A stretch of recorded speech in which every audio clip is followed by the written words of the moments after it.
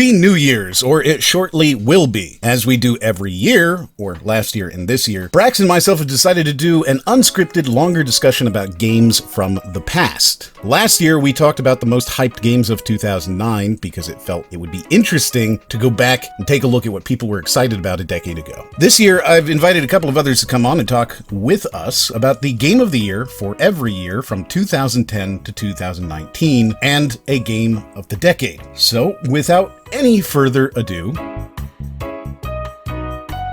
and today I'm joined here by Chris from Mykonos Fan. Oh, hi. Is it Mykonos Fan / Chris? How do you talk about yourself here? We've got the brand out of the way. You can just call me Chris now. That works. I also have Brody Bralcom from RACROX. Yeah. And I said it correctly because he donated money to force me to do that. I did.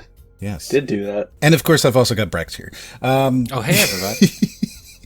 So I guess we should start off with the 2010 year, because it's the beginning of the list, and it makes sense to be at the beginning. Mm-hmm. Yeah. I love chronology. I mean, that's crazy talk, but if that's how you're going to do this thing, okay, yeah, okay. I was thinking we should just jump right in at 2017 and just, go from there. It really does make a lot of sense. The only year that matters, yeah.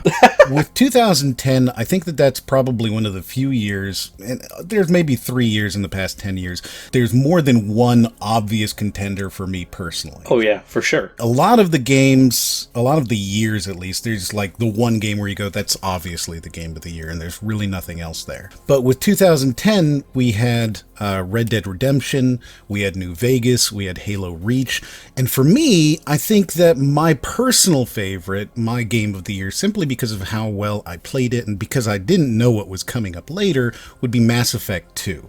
Oh, we're kindred spirits. I was worried I was going to be the only one to say Mass Effect 2. I feel like Mass Effect 2 is probably the best one out of the trilogy. It's the Empire Strikes Back out of it. There wasn't that disappointing ending from Mass Effect 3 yet. And there was so much there. All of the stuff just kind of worked together. They'd finally figured out all the problems with the original ARPG problems in the first game. And then they just kind of worked it all together. And it was just a perfect soup for me. Yeah, I know what you mean. I'll put it this way. I've never beat Mass Effect 1, and I've never even played Mass Effect 3, but I've played through Mass Effect 2 repeatedly, just because it's that good. Like, I don't even care what happened before, I don't care what comes next. Just Mass Effect 2 as a singular entry is good enough for me to care about it. I forgot I was on push to talk, so I had said something back when he said 2010 is the year that's really hard to pick one game. If you look at my list right now, there's a year into game, all the way through, right? Except for 1 year, and it was the first one, 2010. I had 3, and I said, I'm just going to come back later and pick one, because it was Red Dead Redemption, Fallout New Vegas, and Final Fantasy 13 was my third. But it was the only year that I couldn't decide on. 2010 was the first year where I couldn't decide on one, and then I realized it was just the first year on the list, and I was like, oh no. I originally said Red Dead Redemption. If you had asked me 5 years, I would say Red Dead Redemption, but today I'm going to say New Vegas. For sure. And do you think that's because of The Outer Worlds? No, I always loved New Vegas, but I think if anything, it's because of Red Dead Redemption 2 and how much I viscerally did not like that game. And I was like, I am scared of going back to the first Red Dead Redemption and seeing if it has not aged well in my eyes. So I think that you disliked Red Dead 2 so much that it retroactively impacted 9 years ago. Yeah, well, it's the same as, like, I tried to watch Dragon Ball Z a few months ago, and I was like, you know what? I'm just going to let this stay a memory, because it was not... I watched the first episode, and it was not great, and I feel like that's fair. Kind of my opinion towards Red Dead Redemption. I want it to stay a good memory, whereas New Vegas, I'm like, no, I have gone back and played that, and it's still amazing. So New Vegas is definitely the pick there. The reason I put 13 there is because I remember the first, I'd say 3 to 4 years after that game came out, it was mostly negative reception is all you would hear about it. But I also remember when it did finally come out, we waited a really long time on 13, just like we waited a long time on 15, like we waited quite a while. And all my buddies and I, we played 13, and even though we weren't like super in love with it, we still played all the way through it, because it was the new Final Fantasy. And if you give that game enough time, it is really good. And I think in hindsight, a lot of people look at that game more positively now than they did the first 3 or 4 years after its release, for sure. That battle system is really good once you get some time into it. It is fast. The only thing I remember about Final Fantasy XIII is the fact that I was repeatedly told that the first 20 hours of the game are just the tutorial. I'd say that's not far off. Oh my god.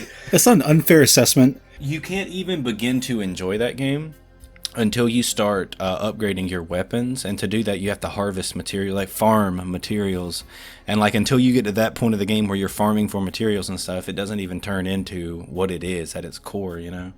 Before that it's just like walkthroughs and stories and cutscenes and stuff. And in 2011, it's not a 2010 for me, the best game of the year, and I think maybe I might be the only one in this group that'll say it, is Portal 2. I had that as a contender, actually. Portal 2 is also mine, so you and I are 2 for 2 so far. Mine was like so obvious, I think. 11, 11, 11. It was really obvious to me. 10 days after Sonic Generations, yeah, what about it? I mean, I went Skyrim all day. Like, memes aside, dude. Like, one of the best games ever made, in my opinion. You know, it's funny, because, like, I played a lot of Skyrim. I played a lot of Skyrim on my Xbox. I probably have 550 hours into it. On PC, I've got another 200 or 300 hours of it, and there's no chance I would ever give it Game of the Year of any year. Really? I'm just being honest with myself right now, okay? That's all that is. Like I got every achievement in Skyrim, at least, not as much as you played, but like I don't remember anything about that game. I think that's really the thing. It is a game that you play and you enjoy while you're playing it. College at Winterhold. No, you barely remember any of that stuff. Just I what a remember... place. No, the whole game, all of Skyrim is a dark, gray dungeon, and you're shooting a fireball at some And I love that silhouette. vibe. There is that way part off of me. into the Like, distance. Bruma was my favorite city in Oblivion, you know? So I love Skyrim. It does sort of homogenize with itself, I agree. You know what? No, I'm not going to say... I'm going to say Little Big Planet 2. I was going to say Portal 2, because I think it's just a very well-designed game, but Little Big Planet 2, I spent like an ungodly amount of time on that game, and it's where I met a lot of people. I know that's not really the game's boon, but I just think like it was such a creative outlet for me at that time that I have to give it to that game. I never even played it. I can't even say anything about it. Like, I saw it. I know it was a very popular thing. The Sackboy was a popular thing, but like, I never played it. I wasn't playing on PlayStation at the time, so it just didn't exist for me. I mean, it introduced me to node-based workflows, which I now use in my actual job, and I attribute it to the reason I was able to actually pick that up really fast. And I was like, I'm like doing effects, and I'm like, wait, it's just like LBP2! And it's like, okay, cool, thanks, Media Molecule. That is a crazy thing you just expressed, and I respect the hell out of it. Yeah, it just had such an impact on me that I have to give it to that game, 100%. 2012 is a year for me that I was kind of split on, and I think anybody who knows me will understand why I'm split on this year. In 2012, we had Borderlands 2, which I played so much, and I played a lot of co-op, especially with friends.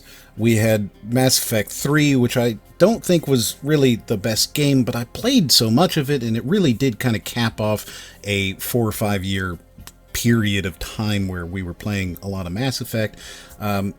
You also had CSGO, which, I mean, for me, that's basically the game I played. I've got like 2,500 hours in the game now. Like, it's my game. But the game of the year, I think, for me, has to be The Walking Dead from Telltale, and specifically Episode 5. The reason being that this game, to me, it told a story in a way that I hadn't played before. I had never really played Telltale games. Adventure games were dead before this, and suddenly they came back. And it was just so well written, and the emotion of Episode 5 and the spoilers, Lee's death, it was just such an incredible experience for me that I feel like, looking back 8 years, I look back and I go, that's a game that I'm really happy I played. I think the second one was better. I remember I looked through a lot of stuff. And like you said, in retrospect, I was like, CSGO is obviously my game of the year because, it's the game that I play so much. But I tried to look back and remember what 2012 was like, kind of. So I picked Black Ops 2 because I remember, like, when it came out, the online multiplayer was amazing. And, like, there's a legacy there, too, about in that franchise, like, if you want to play online COD, like Black Ops 2 is the bee's knees, So I picked it because of memories and how I think I felt in that year, The bee's knees. It's the bee's knees. Hey, you heard him. The most I know about Brax is that he's Southern of some kind. So that makes sense. Absolutely. Yeah, and he's that Gentile kind of Southern, like, how y'all is? Come on down there. So for me, 2012 was the start of a period where life got in the way of the video games for a while, so I really didn't play that much from this year, so I came down to an odd choice and a usual choice. I was split between The Walking Dead, but I also played Forza Horizon this year, and... not this year, that year. And that game, like, it's not like it destroyed any genres or broke a whole lot of new ground, but it's just one of the most solid arcadey racing games I've ever played, and I think each entry gets better than the last, but that one in particular really struck me that year because I just had a lot of bad things going on. It was kind of great to just pop in that game and just forget about everything and just kind of mindlessly complete all its challenges. Just great game, but I'd probably have to give the edge to Walking Dead just because... Because you want to agree with me. Because I want to agree with you. I just want every year to be me going, yes, Mr. Moriarty. I hope this is all the coinky-dink, right? Like, is this a coincidence, or... Well, I mean, it's a symptom of them just being good games. They are good games, but also we didn't talk about this. We should make it very clear. Nobody knows any of these games ahead of time. Yeah, Moriarty and mine's DMs have been a little dusty lately, don't worry. We haven't convened. There's been so much recent stuff with Telltale that it might seem a little silly, but I mean, if you take yourself back to that time, like, I can't think of another game that impacted me overall, especially by the end, the way The Walking Dead did, for all the reasons Moriarty said. Like, it's still... like, you could still put in Season 1 today and have a hell of a time with that game if you never played it. If you have played it, I don't know how well it replays, but if you haven't played it, and... well, I guess you got it spoiled for you. So yeah, I have played it, and it is amazing. I'll totally, yeah. It's good. I just think the second one does it better. I just think the second season... You're one of those Kenny supporters, aren't you? Yes! I knew it. I think it was... I don't know if it was 2014 or 2015, but I would always just, like, shout to my friends, like, Team Kenny 2014. And as long as you just trust him, you get the best ending, so it's fine. Okay, that says all I need to know. For 2012, though, Borderlands 2.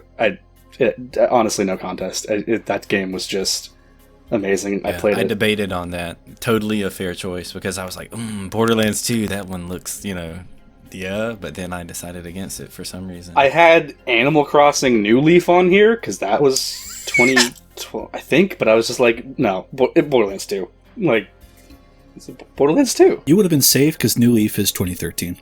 Yeah, okay, and it definitely doesn't win in 2013, so... Borderlands 2 for me is kind of a very special place in my history because that is a game that I played with my family more than anything. My dad would play it, my mom would play it, and we all played co-op online during like the Christmas period. And I remember putting, I don't know, like 80 hours in playing with my family, just going through the co-op stuff. So it's definitely a good game, and it's right up there, and it would probably... That's the thing. 2012, do I choose CSGO because it's the game I've played the most in my life? Do I choose Borderlands 2 because of that experience that I had at Christmas? Or do I choose The Walking Dead because it's the game that I look back on the most fondly? I don't think you can tell, but I'm shrugging. I don't know. Borderlands 2, I mean, it is one of those cases. I always say this about every Borderlands game. It's one of my favorite series, but don't play it alone, because it is the most painfully boring game you could ever play by yourself.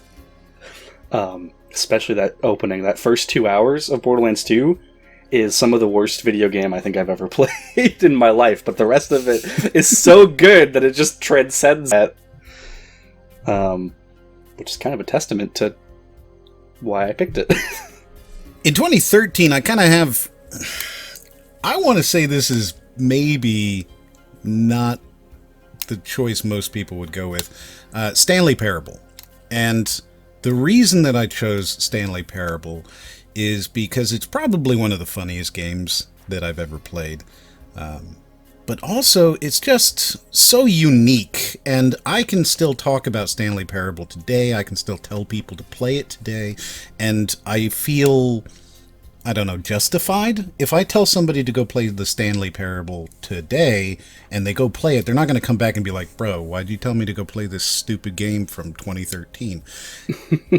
That, I think, is probably as big a reason for me to want to recommend it as the game of the year. Plus, it was just such an interesting, cool game. And I know that it was a mod first years before, and this was kind of the final retail version of it, but it was just so very, very good. My choice is also the Stanley Parable. No, I'm just kidding. Oh, my. That's the year I went.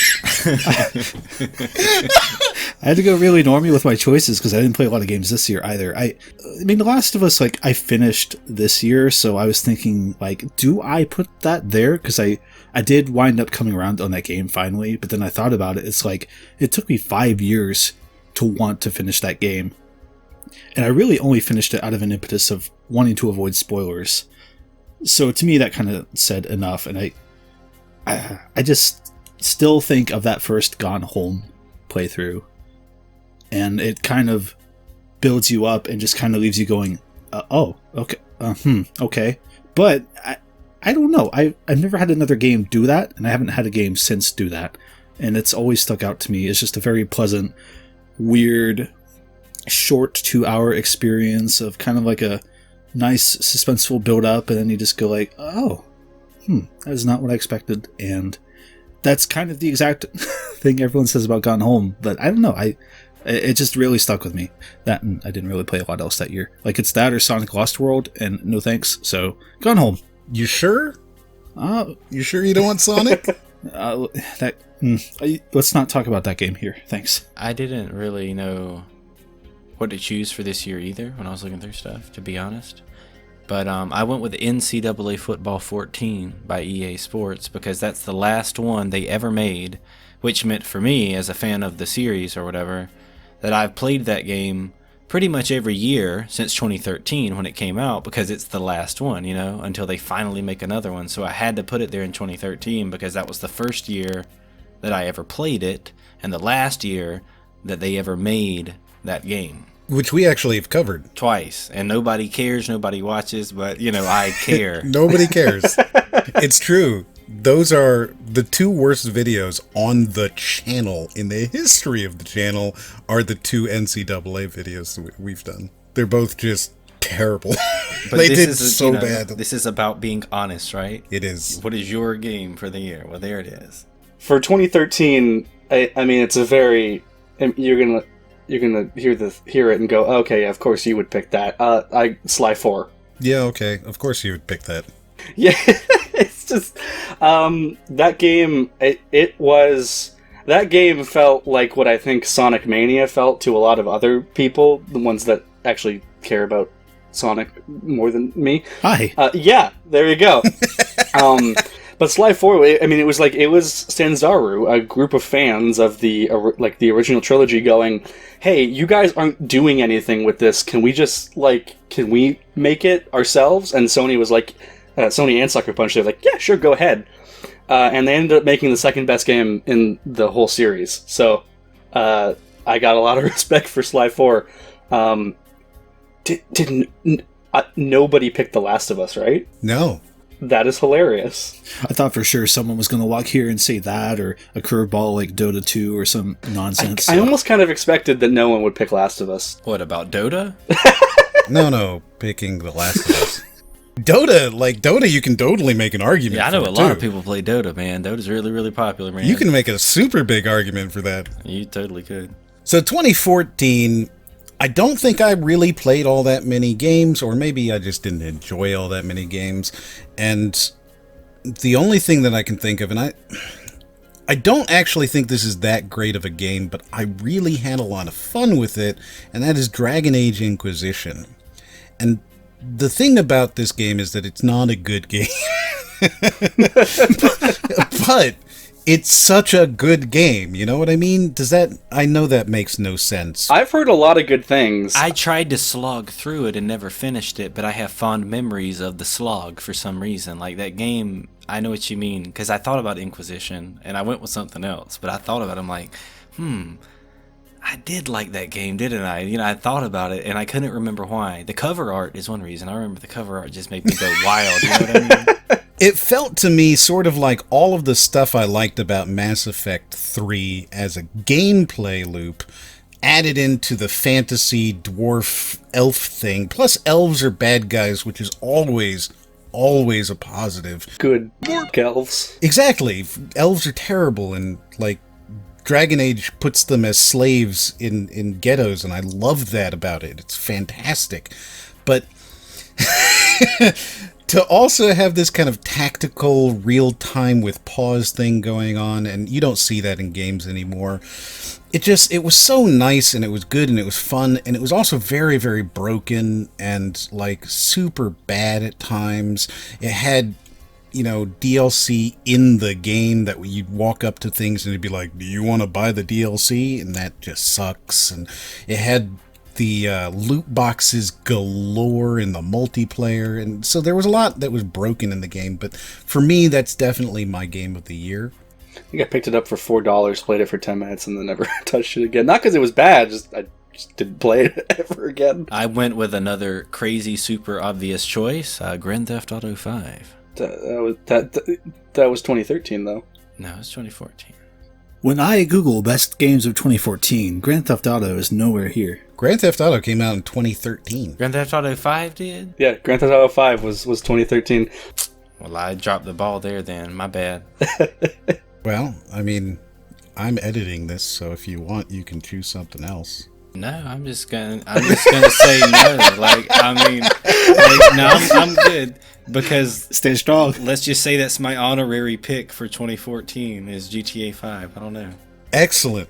Okay, so it was so good it took over the next year. It took a half decade at least at this point. You know, it's still going. Let's be honest, 2014 is when GTA 5 mattered. That's true. So no one cares about 2013. Yeah, because new consoles came out at the end. So To that end, though, 2014, this was like the last year I was kind of away for gaming. I still feel like these new consoles were spinning their wheels on getting many interesting, good games out. Like, this is just my bias, because I stopped caring about Dragon Age after 1. Middle-earth, Shadow of Mordor, Dark Souls 2, like, that's not really my kind of game. And that can be reflected, I guess, because I chose Mario Kart 8 for 2014. And I'm not even a Mario Kart guy. I really only cared about DS before that. But that game is just such a bundle of vibrant colors and joy, and it felt good to play Mario Kart, which I don't often have as an experience with those games. Like, it actually felt competently fun to drive in. You know what I mean? Yeah, I dig that.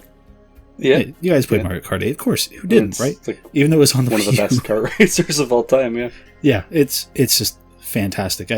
I'm looking at all these other games. It's like there's a Smash Brothers that year, Bayonetta, Shovel Knight. Like, it's fine, but like Mario Kart 8 is to me is the one I just randomly like struck onto that year and just put so much time into. Yeah, I get what you mean by like the console spinning their wheels with games, because that year was like I don't have much, but that was a big year I think for indies for me. Like, that's when I first really I always like Spelunky, but then like that year PlayStation Plus was like, we have no games, so have all these indies.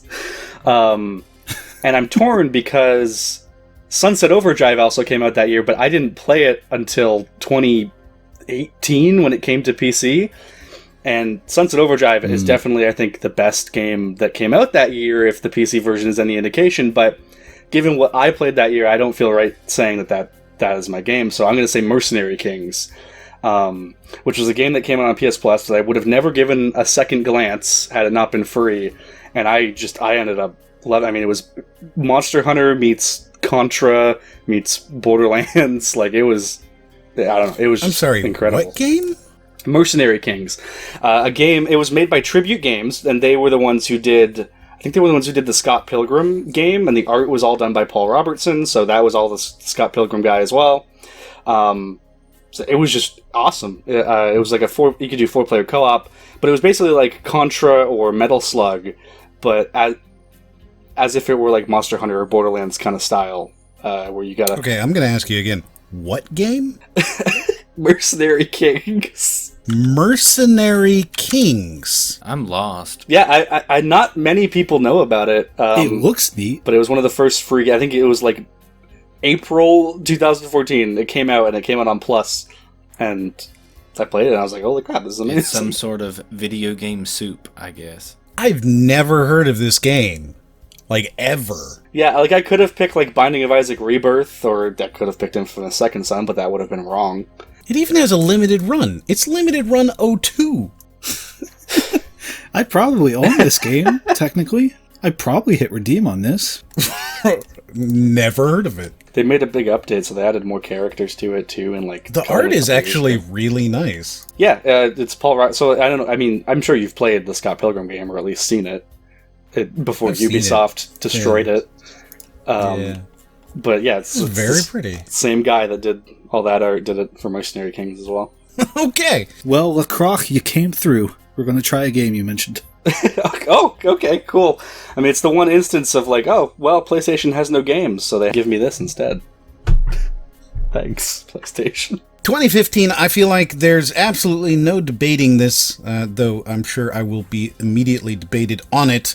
The game of the year is unequivocally The Witcher 3. No. Yeah, see, it was not even a competition. You know, it's obviously Metal Gear Solid 5, and there's no other choice. How Like, that's can just you the game guys that it is, not so. see that the obvious choice is Bloodborne? It's a good year for everybody, I would assume. But I think The Witcher 3 is the best produced RPG, open world RPG, Western RPG, possibly ever. It is so incredibly tightly done. It's well done in every possible way. I can't use enough words here to express how much I appreciate this game. I think it's beautiful. I think it's just, the writing was great, the voice acting's great, the graphics are great. The fact that you can go anywhere in this world, and for me, when I'm playing these games, the thing that I always do, and I know you're not supposed to, and I know it takes you out of the game, whatever, I'm going to fast travel everywhere. I don't want to spend 25 minutes running through the woods to get someplace. I'm not into that. It's one of the things that I'm looking at Red Dead Redemption 2 and going, oh my god, that's so boring. For me, I don't want to do that.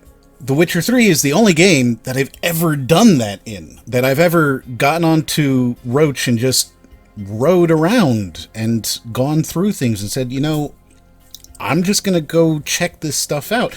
And there's always a story somewhere, and you just go out here and you find some little well out in the woods, and next thing you know, you're embroiled in this massive 3 or 4 hour long quest that has nothing to do with anything, but it's just there, and it's cool. And the music, I mean, God, the music from The Witcher 3 is some of the best music ever. The first time you fight a griffin and that lute comes on and all that, there's nothing quite like that. Additionally, this is the first game I've ever streamed in my entire life. I streamed The Witcher 3 the night it came out, and that helped usher me towards content creation. So The Witcher 3 is, I think, uncontestedly Game of the Year 2015. You know, it's funny you say all of those things about The Witcher 3 because they're the exact same reasons that I think that MGS5 wins Game of the Year. Like, everything you said. MGS5 is one of the best RPGs it's not of all time. technically an RPG, but it does have the elements. It has everything, man. It's a wonderful open world. It's not for me. It's not for you? For me, it's not what most people think of as an open world. Like, for me, MGS5 is an open world, but I would never compare MGS5 to any of the first 4 games ever, you know? I just wouldn't do that, but it's still Game of the Year in a different way. I think there was just too much working against MGS5, especially in the end game, that I can't give it to it. I thought that the end game story was pretty well done. By the time you finish, and it takes a long time to finish MGS5, it does. I think by the time you finish that game and do everything you can in it, like it satisfied the heck out of me. You know, it really did. I am definitely, like, I think I'm in the minority where I like the plot twist and I like the how it ends. Right, and we can't talk about lore, we can't talk about spoilers, we're not doing any of that right now. Yeah. I'm just throwing it on the board for anyone out there who agrees. MGS5. Yeah, I love it. I just think, like, the missions you're doing, the fact that you're repeating it a lot, and I know it's not Kojima's fault in that regard, like Konami, but the fact that there was supposed to be an entire third chapter, and they couldn't even get the last mission of the second chapter in, it's that all of that kind of works against it to where I just can't put it above Bloodborne. Oh, you're one of those people. Okay, I got it. Well, Bloodborne is probably it might be the best designed game I've ever played. It's just like the pacing is incredible. Like this was the first Souls game I had ever played. I had never played Souls until Bloodborne. I always thought, like, oh, people say it's hard. I've seen my friend play it. It looks ridiculously hard. But Bloodborne, it came out, I think in like February of 2015 or like close to there, and there was like nothing else around. And I was like, you know what? Shot in the dark. I'm going to play it. And I bashed my head against the wall of that first starter area up to Father Guacamole, Papa Guac, and I bashed my head against that for like 20 hours. I just could not do it. And then I beat him, and then I was like, I can do anything ever. That's what that is if you can beat him, you can beat the game, you can play the game. And the rest of the game is just this like fantastically paced, this slow creep up to the reveal about halfway through, and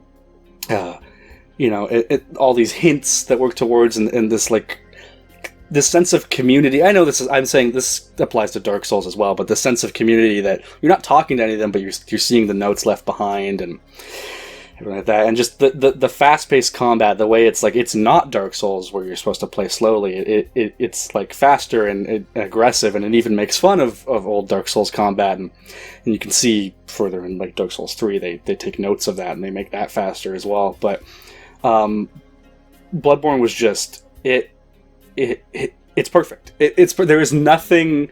Well, no, it is perfect except for the optional boss Ebritas, because that is probably the worst boss of any game I have ever played, because it is not fair at all, and you just die by RNG. But aside from that one instance, what was the boss name? Ebritas. Ebritas? Big tentacle queen lady. Totally optional. Totally bull shit crap. I just had to make sure because it sounded like you made that name up. I mean, all of the names are made up. Yes, all of the names are made up. You got me there. I can't say anything against that. What is your game of the year? It was a really hard choice between Battlefield Hardline, The Order 1886, and Disney Infinity 3.0, let me tell you. But at the end, I had to go with Phantom Pain, because I, just by sheer coincidence, happened to quit my very time-consuming job the day before Phantom Pain came out. That is literally unrelated, but I am very glad I did, because I wound up putting 120 hours into that game within the first few weeks. Like, I just did nothing but consume that game, and the sheer amount of options and engagements you can just do under random guards in that game, just because you feel like it, frankly, is just so gripping, and it feels so good.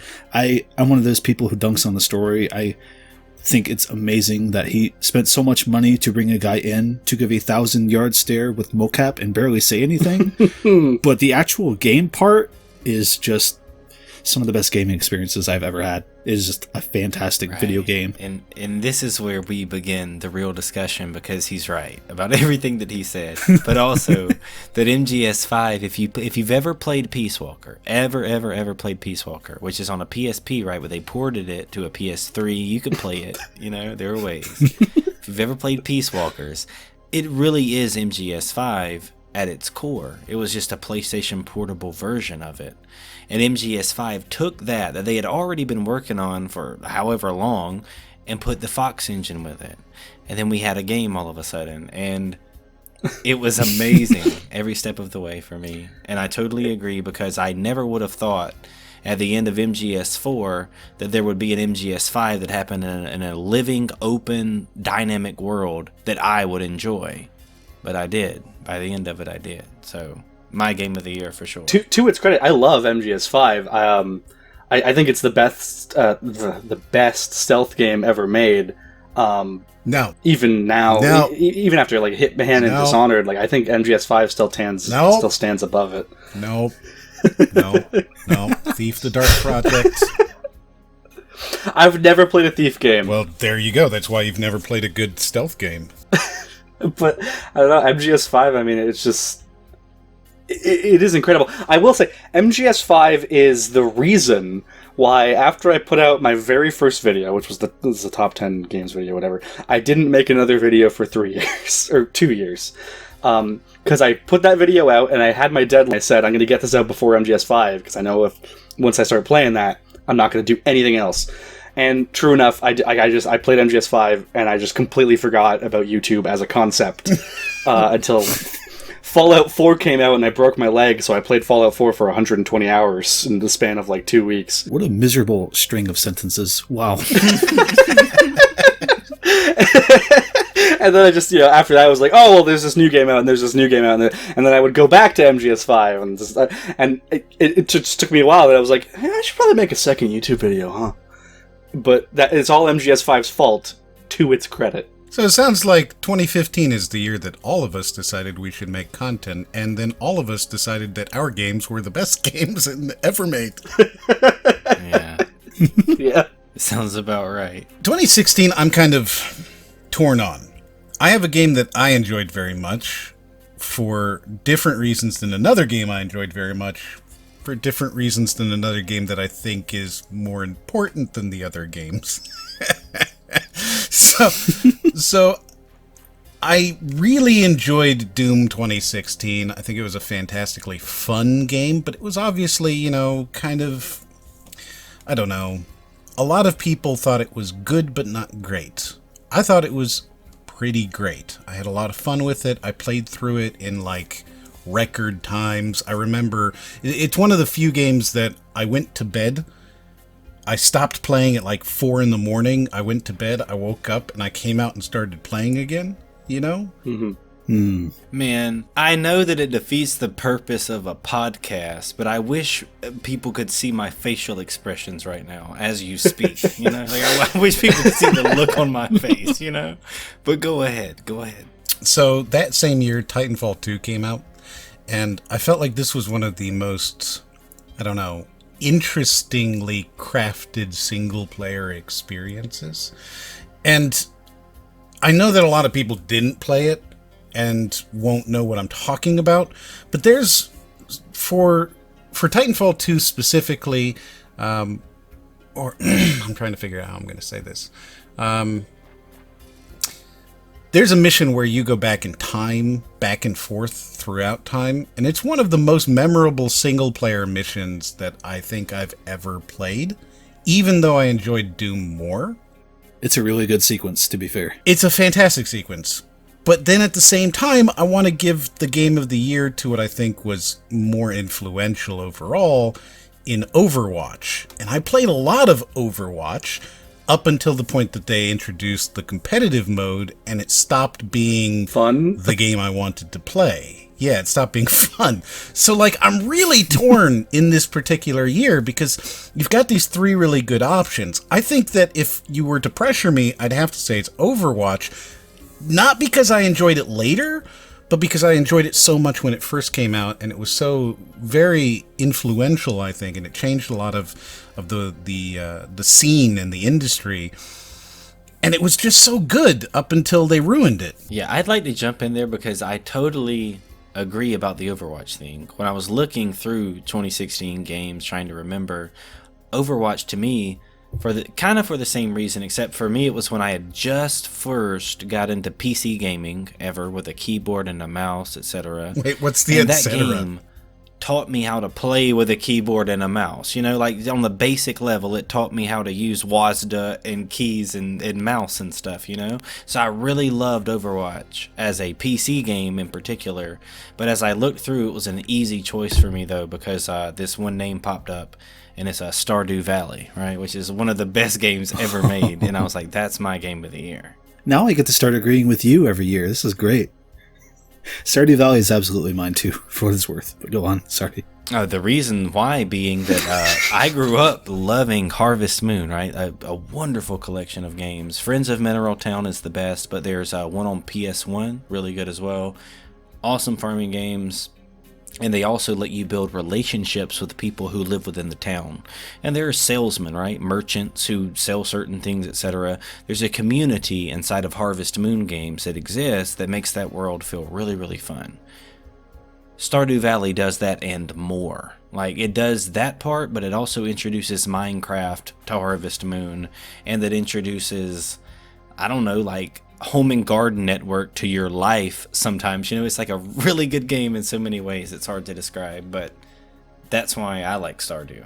The way I try and sell Stardew to people is like, you know, when there was that era of Kickstarters where they were all like, this series you love went off the rails and we're going to bring it back, and then most of those sucked. Stardew Valley wasn't a Kickstarter game, but it was basically that, where like, I've felt so disconnected from Harvest Moon since basically A Wonderful Life, which was around the Friends of Mineral time period you mentioned.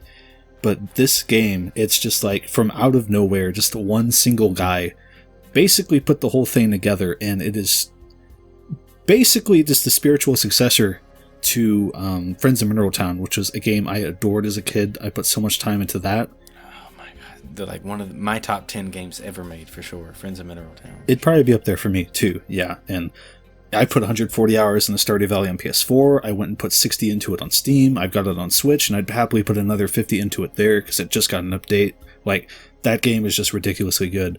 I'd give it a little bit to Overwatch, maybe, because that's the first online game I ever got into. And if we're talking influence, like, it's absolutely Overwatch, but Stardew Valley is just so good that it's just like far and away, I don't even have to think about 2016 just because I connected with that game so well and adored it that there's just no other option. Totally with you on that, for sure. Did you know there's multiplayer now? There is. Oh, totally.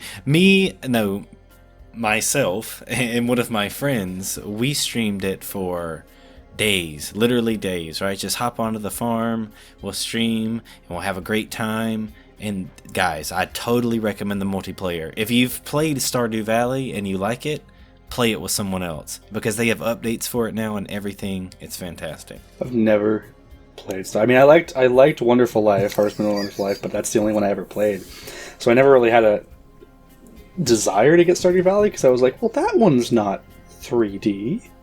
But I've heard so many good things that I think eventually I'm gonna have to check it out. 2016 for me was weird because it wasn't that good. I mean, there were good games, but there just wasn't like a lot.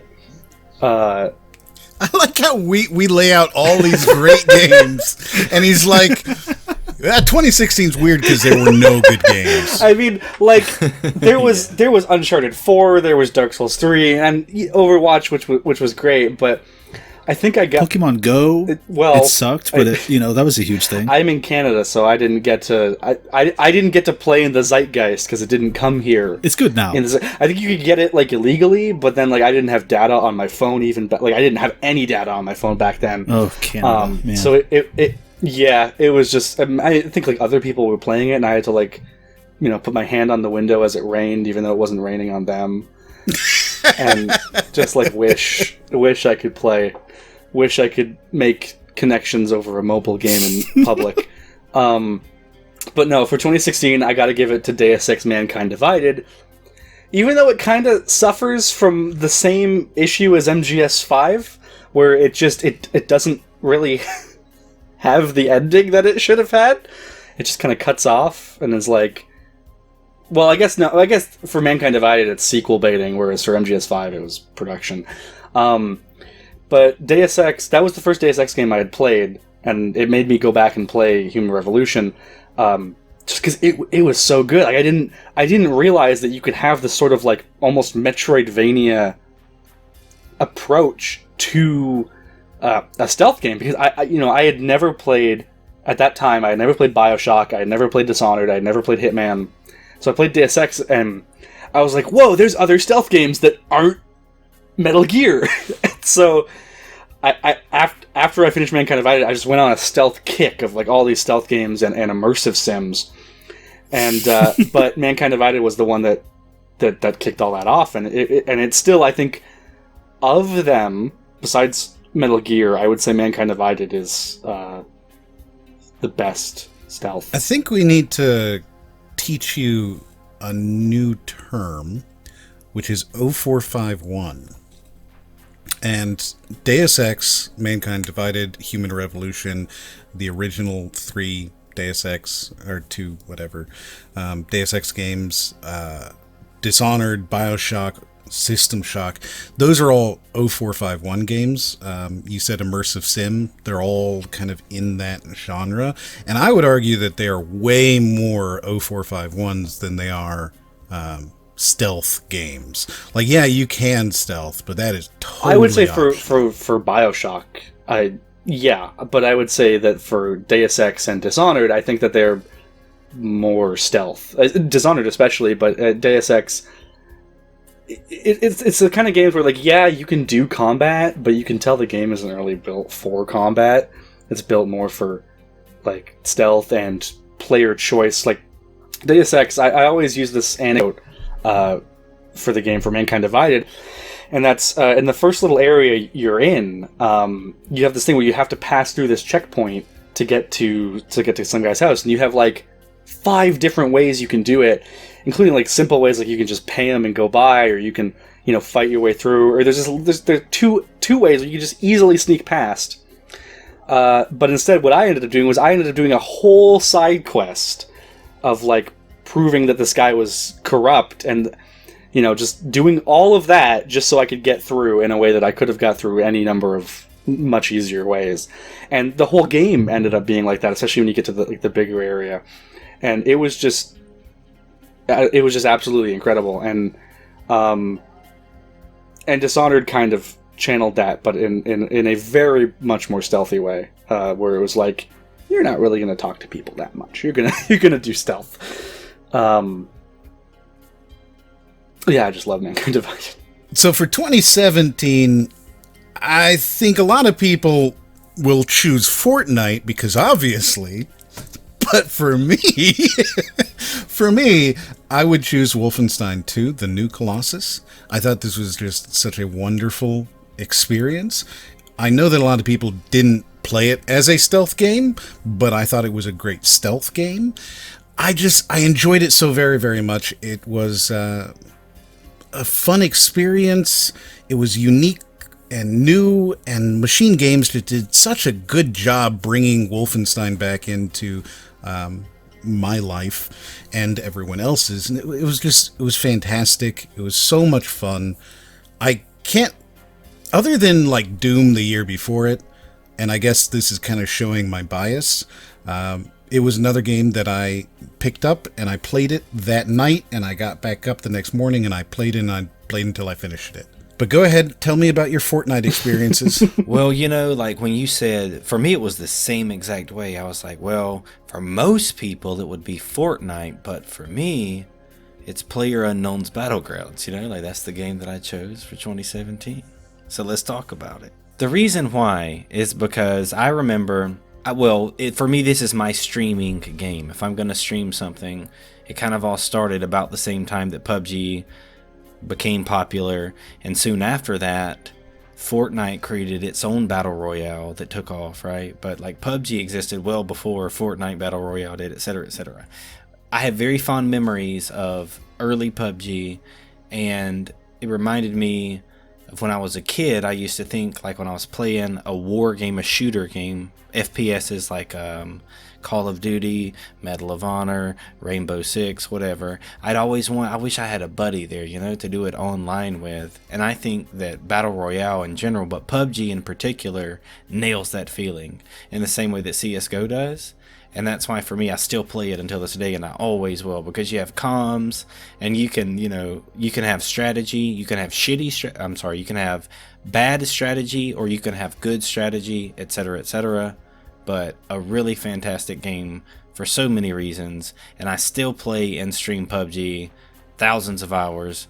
So basically, for me, it's just like I played this game so much, and when I'm 50, I'll still remember PUBG and think of it the same way that I do now. But when you're 51... PUBG was a really enjoyable experience for me up until I got fed up with the from PUBG Corp, or I guess whatever their name is now, because they've changed their company name so many times trying to launder their money. I think they've settled on Blue Point for the current time, right? No? No, Blue Hole is gone. Then they went to PUBG Corp, and now they're like Cray or something. Like, they've changed. There's absolutely money laundering going on here. They're going straight up Tim Schafer about it. It's all sorts of weird. But the problem for me with that game is that, yes, in 2017, it was an incredible experience. It was a lot of fun. But then they released it from early access in December. They said, oh, it's 1.0 now, and they had made like $1.2 billion off the game, which is insane to think about from an indie developer to make $1 billion off of a game. And they didn't upgrade their servers a single time, and you had desync, you had just the worst possible player experience. It was so just... it was unoptimized, and it was gross and disgusting, and it was so much fun for the first 4 months of that game, and then it just got progressively worse as they stopped caring about it. So I actually kind of disagree with you on PUBG. It's interesting you say that. So that's fine, because I remember my favorite time in PUBG was leading up to 1.0. After that, the game hasn't gotten any better. I would say it has gotten worse to a degree, but it's still the same concept. And I've watched it change so much over time, from March early access of that year, where there were literally 4 ARs, and that's it. It's just an interesting game to me. And I totally understand what you mean. I don't play it anymore as much as I used to, because they still haven't fixed it. And that's why I'll never forgive it. But there's something about it that I can't forget, It is 2017 to me. I'm that way with Sonic, I understand. You love it, but it doesn't get good again, and you can't forgive it. Yeah, you can't defend it anymore. You can't defend it, but those memories. Just please Sonic understand. was still good as of 2 games ago. A flash in the pan over a decade, yeah. Sonic is pretty decent in Smash, right? We can. There we go. No, he's hard to control, and I don't like playing him in Smash. Okay, but here's the thing. You can have OC in Sonic now. We don't talk about that one. Think about it. You can make your own hedge, Chris. No. Don't say that again, please. You can make your own hedge, Chris. No. Rad, what was your favorite game in 2017? Uncharted: The Lost Legacy. Okay, good. That game was good. That game, that was a good game. It injected something fresh into the series where I was like, oh, I'm kind of sad the series is over now. I would have liked more of this. No, 2017 is a weird one because it's the one year where I actually made a top games of that year video, and now I disagree with it. Because I put Mario Odyssey was the second game, and Hat in Time was the first game, and I love Hat in Time, but it's another case where Sunset Overdrive, where I didn't play it in that year, so I wasn't comfortable putting it in that year. But in this case, I only played Hollow Knight in 2018, so that's only 1 year after, and I don't feel as uncomfortable saying that Hollow Knight, unequivocally the best game of 2017, even though Hat in Time and Super Mario Odyssey were friggin' amazing. Hollow Knight was it rivals Bloodborne for the best designed game I've ever played. It's I'd been getting into more Metroidvanias just before I played it. I played Samus Returns, and I had already played Guacamelee a while ago, and I played Guacamelee 2. And I still haven't played any of the Castlevania games, which makes some people mad. But Hollow Knight was like, I went into it, and it was like, oh, this is like if someone took Souls games and made it into a different genre. But not like Salt and Sanctuary, which is kind of like, oh, it's Souls but 2D. No, like, this is like Souls, but it's a Metroidvania, and it's the best Metroidvania ever made. Just the environment, the music. It's also somber and sad and depressing, which makes it good, because that's what art is. Art is sad. Right. Unequivocally. It's just Hollow Knight was just it's amazing. And I do kind of wish I could go like, oh, Hat in Time for 2017, but Hollow Knight for the enchilada. But I don't know what I'm gonna do there. No, Hollow Knight for sure. I'm glad you chose that, because Hat in Time is a bad game. No, It is. it's so good. It's an unfocused game. I describe a Hat in Time. It's got variety. No, it doesn't have variety. That's not how you describe it. Every chapter is like it wants to be a different style of 3D platformer, and I'm fine with that because I like every style of 3D platformer. Did you ever play Bendy? Did you ever play Bendy and the Ink Machine? No, and I have no desire to. I did. I played the first chapter or whatever, whichever he gave for free at whatever point. You know what I mean? Bendy and the Ink Machine and A Hat in Time are the same game. And by saying that, what I mean is that they are both completely unfocused, oh, wouldn't it be cool to do that games, where clearly what happened in between the levels is somebody was like, oh, you know what'd be really cool is what if now we had a thing where we had to do this? Ooh, that'd be really neat. And then they made that. And they do that definitely, every to time. get tangential really quickly, yeah, we spoke about this in a video a long time ago that's unlisted now, but you're absolutely right. The way that the dev with Bendy, that's exactly how it worked, right? It would be an episode released that completely pandered to whatever, and it's like, okay, we'll address that.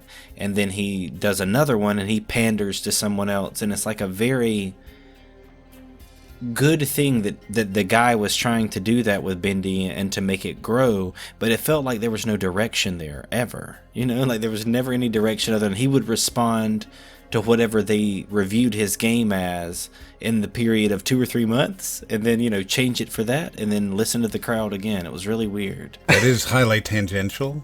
You're right. But that's also what Hat in Time is, so I'm glad you didn't choose that. I don't know. I don't know that it necessarily is that, because you can see in chapter, like, as you go through the chapters of Hat in Time, or the episodes, or whatever the fuck they're called, I don't remember. World 1, that is obviously supposed to be Super Mario Sunshine inspired, like 100%. And then World 2 is Psychonauts and Thousand Year Door, and then World 3 is, World 3 is the one that's a little weird. World 3 is kind of like, it's kind of a little bit of everything, but then it has the haunted house level, which is actually terrifying, so that puts it up there. And then World 4 is like, oh, hey, it's Banjo. So there, I don't know, I don't know that it is necessarily a case where they've gone, oh, wouldn't it be cool to do? I think it's like, maybe in the production meeting at the beginning, they were like, wouldn't it be cool to do all of the platformers in one game?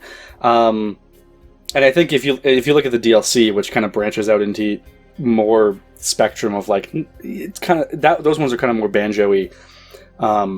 Unfocused. Yeah. Yeah, what I'm hearing is that this game just goes all over the place. It's all over the place. That's exactly it. You invoked an RPG in this platforming name scheme. It goes all over the place, but I don't think that's necessarily a bad thing when it's done well, and it was done well. It was certainly done. Like, there's the whole jack of all trades, master of none, but if you can manage to be a jack of all trades and master of all trades, that is impressive, and that is why I initially put Hat in Time as my top game. Well, the other reason is that Mario Odyssey, for how good it was, I knew Mario Odyssey was going to be good. and I wasn't sure on Hat in Time, especially after Yooka-Laylee had come out, and I was like, oh no, is an indie budget enough to make a good 3D play? And then it was, and that was awesome. I also did not enjoy Mario Odyssey, so...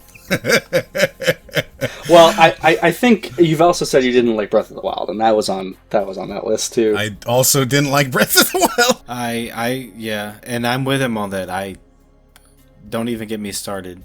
It's a good game, but for people to have the audacity, no pun intended, to say that game is the best game ever made. Audacity. To say that's the best game ever made. No, I don't think it's the best game ever made. Breath of the Wild, no, it's a thing. If you don't believe it, bro, it is a thing. No, I know that people say, I don't agree with that at all. I put it on like number 5. No. And because of that, because of that, I just, on top of me thinking it's just a good game, not a great one, now I'm like, whatever, you know? So, Chris, what's your game of the year for 2017? Because remember, about 15 minutes ago, I said it was Wolfenstein. Have you ever heard of A Hat in Time? My choice is another game Ray already doesn't like, unless he was joking, but mine is far and away Yakuza 0. I also don't like that. Yeah. I'm genuinely surprised you didn't pick Sonic Mania. It's good, but one, Yakuza is a better series. Two, it's just like, I've always liked those games since I first played them back in 2012. This one is a prequel. It's set in the 80s. You're a Japanese crime young adult boy, and you swap over to another guy. They're both established characters, and the plot of Yakuza, as much as I love it, eventually just got so convoluted.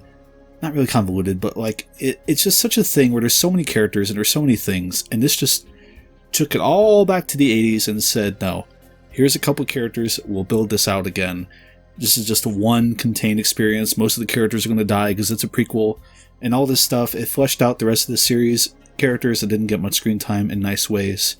It's just a lot of things that struck a right chord with me. It's a great story. I enjoyed the brawling. They finally fleshed it out to where each of the playable characters has a few different fighting styles, so you're not just doing the same exact combo for the entire game, basically. It's just all of that. There's just so many side things that I found interesting. You can go... It's overwhelming to even think about all the stuff in that game. Like, I have probably put 110 hours into it, and I still haven't even got the Platinum Trophy in it. I'm all over the place right now. It's because I don't even know where to begin with this game. It's just, personally for me, very deeply emotionally resonant, because Yakuza is one of those things that came to me in a very dark place in my life and helped me get through it. So with this game, that studio hit a new stride, and I still think it's the best game they've made. You know, I've liked the recent Yakuza entries, but I still think 0 is the best. Just everything about it, it just has a sense of fun to it, a sense of kind of like naive carelessness, but it still pulls off everything it's trying to do. I think the ending made me cry like 3 separate times. Just, that was meandering all over the place, but that's kind of what the games do, but it kind of works. Does that make sense? Like Sonic Adventure 2. Yeah, exactly. It's all from Sega. Yeah. I own that game. I should probably play it eventually, huh? Yeah, because it's 0. Yeah, you're fine. Don't worry about it. It's hard to articulate, but just for me, like, far and away, no other game came close, just because that game impacted me in a special way. For 2018, we're getting very close to modern times now. My choice for 2018 would be 2 Point Hospital. Oh, interesting. That is because I so very much enjoyed Theme Hospital, and I've always been a big fan of Bullfrog type games and the God games and efficiency games. I mean, if you look at my library on either Epic or Steam or anything, it's just so many management and simulator games. I have them all and I love them. I'm that kind of guy. I really get into those things. I mean, I spent all day today from literally 8 o'clock this morning, and we are recording right now at 9:47 p.m. I spent all day playing a brand new Paradox game called Surviving the Aftermath. I've already got 12 hours in this game and I bought it this morning. So, like, I'm totally about that. And 2 Two Point Hospital, it wasn't great, but it was very, very good. And I don't intend to probably ever play it again, but I'm really glad that I did play it. It really revitalized for me that nostalgia of the theme hospital from way back in the day. I still do want to play that game. Like, I've been meaning to for a long time because I love Theme Park, Theme Hospital, all those old ones, you know, Bullfrog games. Amazing stuff. And 2 Point looks really cool. Just haven't. Well, actually, I could probably play it if you let me borrow it. You know what I mean? So I might do that. But for me, I think it was really tough because, again, you're right. It is so recent to look through everything that I see. And I looked at this a lot earlier today. And after thinking about it a lot, I went ahead and I picked Red Dead Redemption 2, but only after a lot of thought because Super Smash Bros. Ultimate, huge, wonderful game. I've only had the chance to play it at my buddy's house because I don't have a Switch, but fantastic. Always is, of course. Monster Hunter World I thought was another wonderful candidate. Like, seriously, what a wonderful game that I enjoyed a lot. But at the end of the day, because like recently I've gotten into the Red Dead Online stuff. Red Dead Redemption 2 is a fantastic piece of work. And it's just, I don't know. It had to be for me, which is really weird considering the video I made. And it's just, there's a mental thing going on with me right now because of content creation and gaming in general. But Red Dead Redemption 2 is my 2018 Game of the Year. And I think it makes sense that I do it in retrospect. Red Dead Redemption 2 sucked. And I want you to tell me why. I really do, man. Like, I honestly want you to tell me why. I mean, 2018 was, for me, it was more a year of stuff that I didn't like than I ended up liking. Like, Red Dead Redemption 2 was the most egregious one where it was like...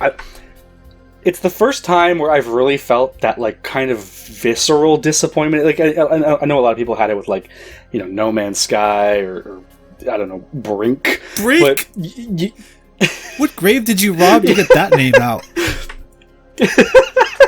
I actually played Brink. I was excited Brink. for Brink, but then I was also excited just for Brink. I pre-ordered Brink just before it came out. Like we played the beta or something, and I realized like, oh, I'm still gonna get this game, but it's not as good. And so I after that I kind of learned to pick out games that were going to be bad before. Like I saw the first trailer for No Man's Sky, and I was like, that game's going to be shit. Before anyone even like got hold of the lies or whatever. But then, Red Dead Redemption 2, I was excited for that game for so long. And then after GTA 5, and I didn't really like GTA 5, I liked it enough, but not that much. And after the monetization and how they did it, I was like, I am worried for Red Dead Redemption 2. And then I started to notice, like, GTA 5, it's a very, like, it focuses on sort of realism. And I say, like, I kind of like GTA 5. I did not like GTA 4 at all. I'm a Saints Row guy, where it's, like, very arcadey. So I'm like, man, Red Dead Redemption 2, as it gets closer to release, it's like it's looking worse and not as good. And I played it, and I was like, I'm going to give this a chance. And I played it for an hour, and I shut it off, and I never played it again, because the game opens with a 10-minute Assassin's Creed trail and NPC segment through the snow as you just get talked to, and I'm like, what? And, you could have done this in a cutscene. It's like all what? Because like, you are Arthur Morgan, right? And John Marston's around, etc.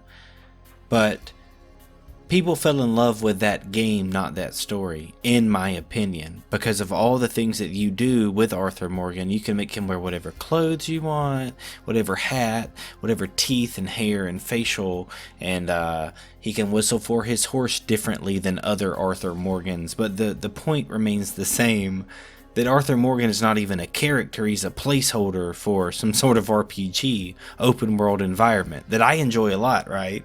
But that's not how they pitched this game. And that's where I think it all stems from. I almost think it's in a way, it's the opposite, where it's like, Rockstar so wants you to have this authored, like, concrete experience that they're just gonna do everything they can to bog down like any kind of, I don't want to say creativity, because sure, you can customize them and you can do all that stuff, but like you got to play the mission a certain way. You got to do and that's the thing. Other the game games, exists linear outside games. of that. The game exists when you're fishing or hunting animals or collecting things, or I like doing all of that things, in the right? first game. If you're doing all of that in Red Dead 2, you're playing the game. If you're not doing that, you're experiencing a movie. I would watch Red Dead Redemption 2 as a movie. But the movie only lasts about 60 hours tops. No, I would watch Red Dead Redemption 2 as a movie. I hate playing it as a game, because it just, the biggest thing is it does not respect your time as a player, and that's going to be weird later when we get to 2019, but Red Dead Redemption 2 just does not respect your time, because it starts out with that segment, and to loot, you have to painstakingly watch him go through a slow animate for every loot. And I get what Red Dead Redemption 2 is, an absolutely fantastic, astounding tech demo. It is not a good game, because it's not fun. For me, I look at what's happening here with GTA Online and how huge that still is. Like, we just talked about GTA 5, or I did, in 2014, right? As a game that came out in 2014, and GTA Online is thriving right now. They have roleplay servers, all this wonderful, awesome, cool stuff going on.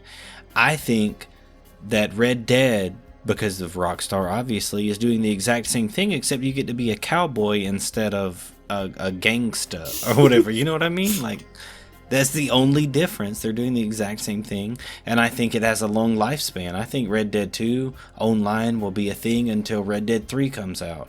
Just like when GTA 6 comes out, there will be a new GTA Online. Like, it's a thing, man. I've just never been into the online. I mean, I played Red Dead Redemption Online, I get like the it, first and game. I totally know what you mean. But it's just like, I was only really in it for the story. So what is your game of the year then, Rack? Right. And that's exactly how I was before online existed. I want to get to what Em said, because he was about to ask me what my actual game of the year for that year is, which is probably a more pertinent subject. You would think it would be the Reignited trilogy. It's not. As much as that game is a fine enough way to play the Spyro games, it's got too many things that I would say are caveats to, like, just play the original. So I would say Spider-Man PS4 for 2018, because that game is a good game. I mean, the combat, we've seen it before, but they do it in a more fluid way, and I just think the characterizations of Peter Parker, of Otto Octavius, I think they're some of the best. I would say that Yuri Lowenthal's Peter Parker is the best Peter Parker, better than Tobey Maguire, better than Tom Holland. Like, I think Yuri Lowenthal's Peter Parker is just the best. And what I really loved is, I'm not going to spoil the ending, but in the end, they harkened back to the very first Spider-Man movie in a way where you go, oh, it worked, because this isn't young Peter Parker. This is a Peter Parker that has been through all that, and he isn't going to fall for that kind of stuff again. And it's done in such an amazing way. Plus, it has Shocker and Electro, and they have good designs for once. It's really good. Really good game. So, my sacrificial lamb here is Spyro Reignited Trilogy. That was my favorite game of the year. Not gonna lie, because I do love those Spyro games, and even though that had problems. But it's a set of remakes, so I wanted to offer up something other than that. I don't think we mentioned any phone games, and I want to give a quick shout out to Florence, which I played that year. You're in and out of that game in an hour. If you don't like the extremely narrative heavy, some people would probably call it like an art house, artsy-fartsy kind of thing, you won't like it. But it's an in and out experience where you just play a young woman named Florence, and you meet a guy, and you just kind of go through the ups and downs of their relationship. And I don't want to spoil it, but it's just very concise, very emotional. I think it leaves just enough open to where you can insert yourself and become attached, and then just as quickly it's gone, and it kind of leaves you thinking. It's that or Tetris Effect, and that's really where my issue has been this whole time, is because I also really had an emotional reaction to Tetris Effect, which I did not expect from Tetris. But that game, there's just It's also an artsy-fartsy kind of game. Maybe I'm just very susceptible to that stuff. But I just think... I wish I could try the VR, because I hear that is like the optimal way to play it. But that game just reacted to me. I never cared much for Tetris. The songs are all really cheesy and arguably bad out of context. But when you're playing it, there's just something about it that just nails something. And I'm still to this day trying to figure out what it nails. But I was like tearing up throughout that game, and I have no idea why. So through Tetris. For Tetris. I know that will probably... I'm so bad at Tetris, I can't even justify paying, like, what is it, $40 for that game, though? It's a lot of money for Tetris. I've never even heard of crying about Tetris. I'm having a real hard time figuring out what the emotional strings in Tetris. I need more here. When you get that quadruple Tetris, it just feels amazing, guys. I understand this probably discredits any thought I'll ever have on this earth again, but no. It's just something like, have you ever been somewhere or in some place and you just feel very overwhelmed with emotion and you don't know why? Maybe it's just like the place, or just the temperature, the way you feel. It's just something where you're just like, you just feel energized. I feel like something about the entire package of, like, the game board is even very small. Like, you have to really focus in on the game, and there's these particle effects to the sides, and this really world music, world genre stuff.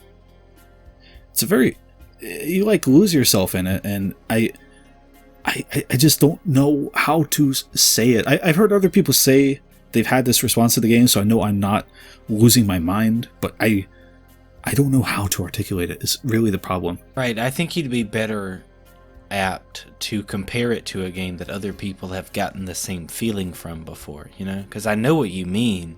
Like Fortnite. Like Fortnite! Yeah, like Fortnite, when they... I mean, perhaps, I don't know, but I don't think that's it. I don't think that's a good example, but we could make an analogy maybe, you know? I've heard people say that with Rez, which is another game from the same kind of producer mind. So you're saying that it put you in like a meditative state? Sort of. That's probably the best way. I know what he means by that. This very zoned in, I'm playing this game right now, and I live in this game right now for a few minutes, right? And I can think about whatever else is happening. I guess for me, that would be Geometry Wars. Yeah, and like, it's called Tetris Effect, which is a really ironically apt name, because that's about, going to sleep or closing your eyes and seeing in your mind. I think that's a large appeal of trading card games too, right? Like, if you look at how they actually work. You lost me, but I support what you're saying. Those instances where you become enveloped in whatever that is for those few moments, you know? Like, my problem is, like, I really would love to give an analogy, but no other game has had this impact on me. It's kind of the thing. Like, sounds like Breath of the Wild to me. I guess some people had that experience with Breath of the Wild. I certainly didn't. It just really lulls you in, and just like, if the game gets you the right way, some people will just look at it and be like, it's Tetris, or it's trying too hard. But if you do get in there, it just subtly does things that just make you react, and you get to the end of that game and you're like, why are tears in my eyes right now? And I wish I had a better way to put it, or I wish there was someone else here who like had that experience and can form words. But it's reminding me of when I first played Ico, when the remaster came out for PS3, and I got to the end of Ico, and I didn't really have that kind of response, but I did have a response where I finished it and the credits were rolling, or however Ico ends, I don't remember. But I just looked at it and I just went, art. And that was it. That was my reaction. Something to that effect, yeah. I'll just say, give Tetris Effect a shot, even if you don't really think, if you think it's just Tetris, try and give it a shot anyway and see how it goes, perhaps. And I'll leave that at that. So for 2019, I have a game that I think is the best game of the year, but then I also have a game that is my game of the year. I believe the best game of the year was Borderlands 3 because it was so very good, but I am going to say The Division 2 because I played way more of it and I enjoyed way more of it. Whoa. those are my two games. Like I literally, for the same reasons, I'll go ahead and say this. There is some CryMor bias going on right now because those are definitely my two that I had to choose from, and I played them both with him. So, yeah. Okay. Any So reason other than for it's me, just the one Borderlands played? 3 A lot. is a very, very good game. It was a lot of fun, I but just it's wanted to not hear what as yours was good first, and as then the I'll, Division 2, even though both of these are looter shooters. So maybe Brax is right. There's some bias here. The Division 2 just felt, I don't know, it felt really good, and it felt complete. I made the numbers go up, and wow, did it feel good to see those numbers go up, you know? And then to get closer and closer to 500, it just felt That's so a very good. powerful draw. I can't fault that. I just... No, but yes. It is worse in many, many ways, and so much better in many, many ways. Is it better than the first? Because the first was not very It's good. not as alive, but it's way more alive. And the weapons God. are so much worse, and they just shoot so much better. It's a difficult game to explain why I like it. It really is. But I tell you what I enjoyed the most about... Shut up, Brax, and let me talk. Are you okay? The thing that I enjoyed the most about the Division 2, more than anything that I've ever enjoyed in the original Division, or in fact in any other looter shooter, and that includes Borderlands, the entire series. It includes every looter shooter out there, Destinies and all that. The thing that I found myself doing in the Division 2 that I've never found myself doing, and the reason why I would just kind of flow, is I would just wander through sewers and collect keys and pick up, electronics and stuff. And I know that sounds really boring and incredibly mundane, but it was the most relaxing, meditative thing I've ever done. To just walk through these sewers and collect shit. I loved it so much. Oh, no, that would be terrible if people liked mundane things in 2019. Oh boy, I'm so excited to hear what your mundane thing is. No, actually, I'm not picking Death Stranding. I love Death Stranding. I platinum Death Stranding. Like, that is how much I like that game. And I'm not picking it, but I do want to defend that statement because I know that people are going to be like, well, Red Dead Redemption 2 was also a slow-paced game. Red Dead Redemption 2, you pressed a button and you watched an animation, whereas, in Death Stranding, it was very snappy. Like, every button had an immediate thing that happened, and it made the mundaneness of going somewhere, walking somewhere, driving somewhere, climbing a mountain, it made that involved in a sense that I compare it to Mirror's Edge, where you have to, do every action. You're responsible for everything, whereas, a parkour system like Assassin's Creed, you just hold up and you go up. So it's a lot more challenging in Mirror's Edge, and it's a lot more challenging in Death Stranding, and it makes it that challenge, and I love that game a lot. Plus, I mean, the story's good, because, good with brackets on the good, because if you like Kojima, if you like the dumb crap that he does, on the surface level crap, like, as long as you don't look at it like, it's Kojima, he's so smart saying all of this, that's crap, that's not true. But if you just go in like, oh yeah, there's a character named Deadman, and he's like 70% made of dead bodies, and that's why he's called Deadman, and you're like, this is great. But no, 2019 was a year where you had Outer Worlds, which is awesome. You had Borderlands 3, which I almost picked on principle because I love Borderlands so much. But I think I want to give it to Sekiro. Okay, Jeff Keighley. That's not surprising. Because that's not even remotely surprising that you would choose a Dark Souls game. Well, I think I want to give it to Sekiro because, like, that game, it took the Sekiro formula and it was like, what if Sekiro wasn't an RPG? They're like, what if we made Sekiro into Legend of Zelda? And it's like, oh, wow, you've done. Or what if they made Dark Souls into Legend of Zelda? Is what I mean.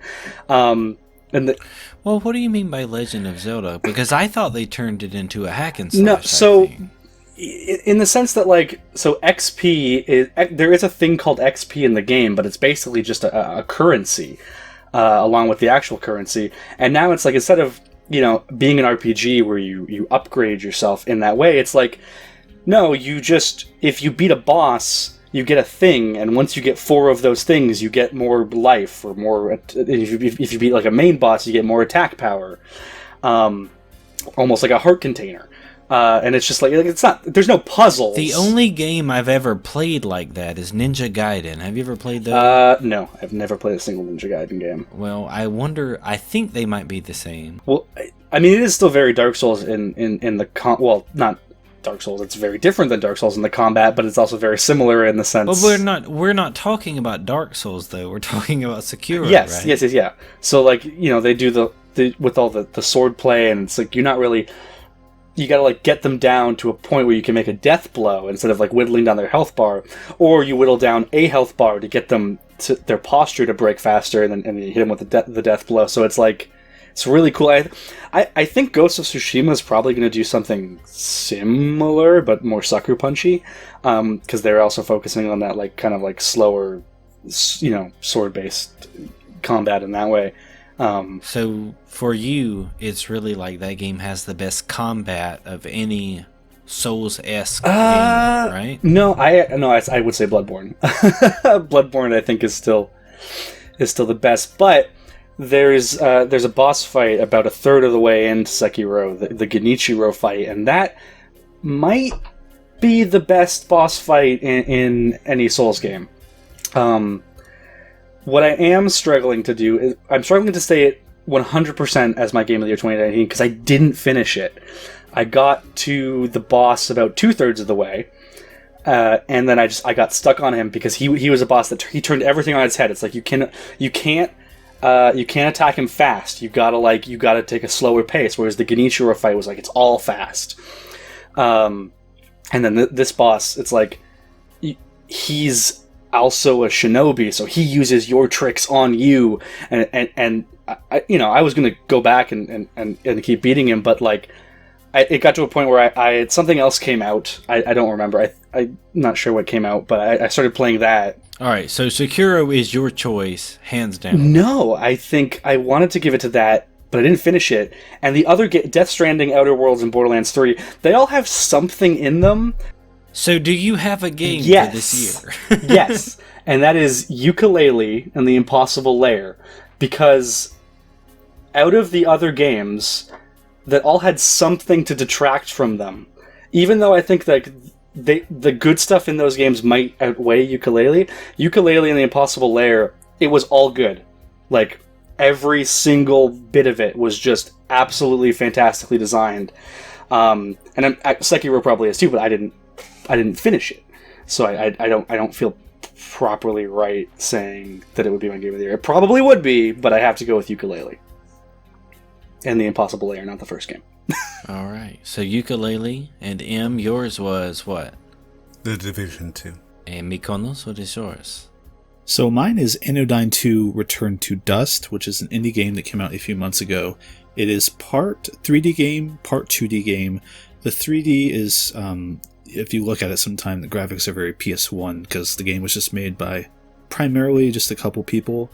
Those 3D places are very explorative. You go around, talk to people, and mostly just make your way to the next area.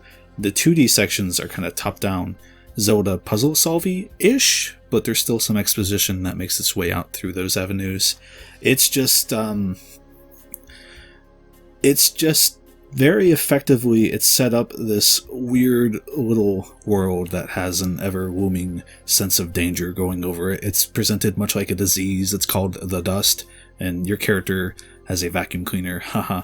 But it's just something about the world it presented and the mechanics of you going around and cleaning this world and trying to just basically rescue everyone before this practically virus infects everyone and kills them.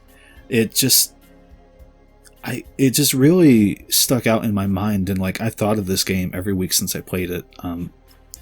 Just the scenarios you get into, the themes the characters explore. I really don't want to spoil any of it because I do think it is at least worth checking out sometime. But yeah, it just, something about it just really spoke to me, and I wound up just adoring it, essentially, just for all intents and purposes.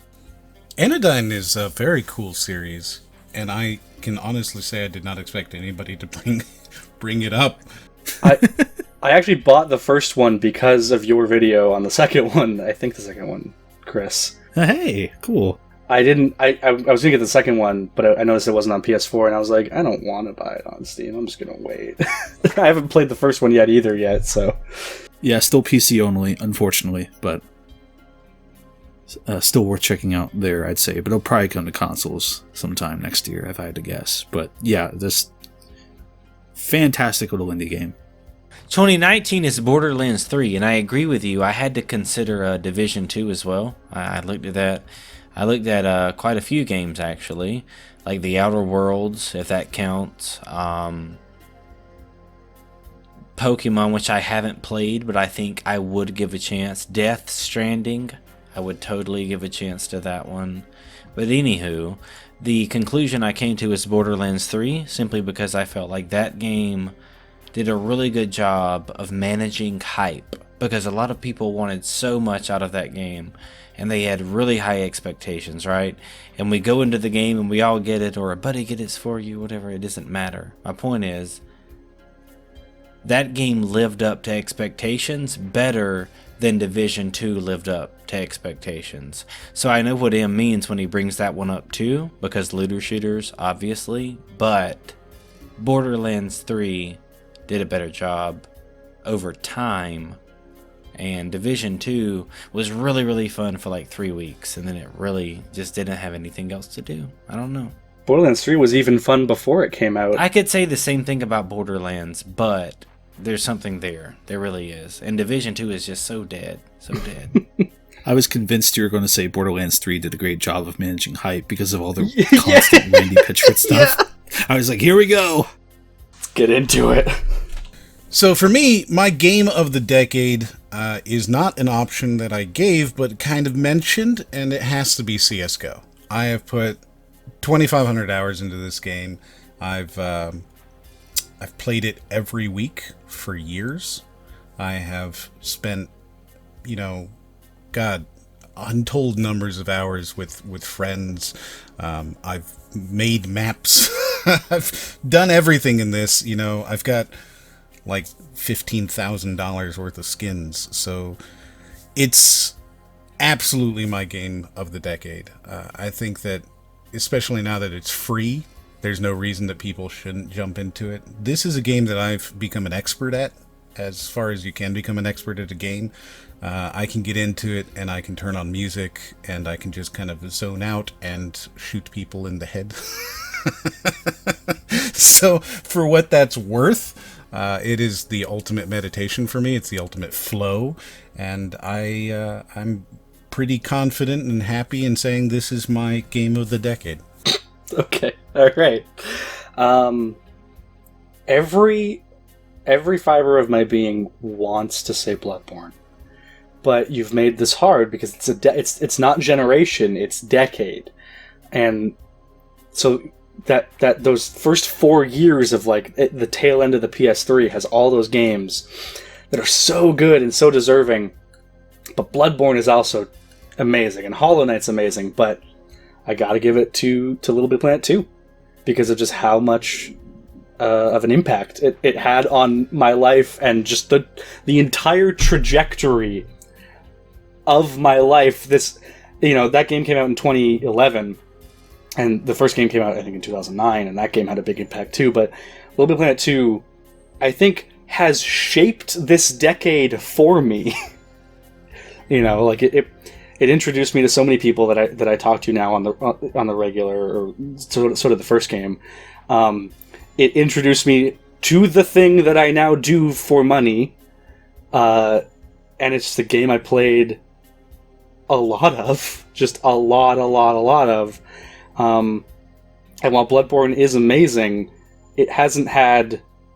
I mean, it's had a lasting impact, but Little Big Planet 2, I think, has the most impact on me that a game has ever had in a very literal, like, physical sense. I totally agree with CSGO is my game of the decade, and that probably doesn't come as a big surprise because Moriarty and I, we play a lot of CS. He plays more than I do. We play a lot of CSGO with a lot of people that come to play CSGO with us, and it's really awesome every time. But I'm going to give you a real reason why it's my game of the decade, and that's because CSGO is the only video game that I've ever played that it feels like I'm going to practice. And what I mean by that is, think about a time when you were a kid, middle school, high school, or if you've ever been part of a team of any sort. It doesn't have to be athletic, whatever. CSGO is the video game version of having to come somewhere and practice something, that way you'll get better. And because of that, in 2019, it's just as good as it was in 2012.